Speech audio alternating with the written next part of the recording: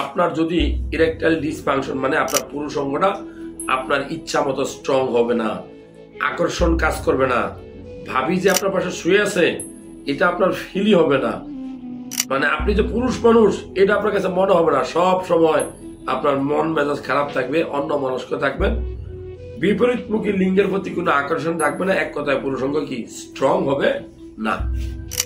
এখন পুরুষ অঙ্গ যদি স্ট্রং না হয় এইটাকে চিকিৎসা করলে ভালো হয়? আমি বলবো যে 100% চিকিৎসা করলে 100% ভালো হয়। নিয়ম মানতে হবে। কেন হয়? অনেক সময় অত্যধিক হস্তমৈথুন করলে হইতে পারে, অনেক সময় আপনি ভালো খাবার না খেলে হইতে পারে, অনেক সময় ডায়াবেটিস, থাইরয়েড, টেস্টোস্টেরন হরমোনের ঘাটতির কারণে হইতে পারে, যেগুলো রোগের কারণে হইতে পারে, অনেক সময় আপনি অনেকদিন পর্ন মুভি দেখছেন, পর্ন আসক্তি ছিলেন, এই কারণে হইতে পারে। সো ইরেকটাইল ডিসফাংশন রোগ চিকিৎসায় ভালো হয়।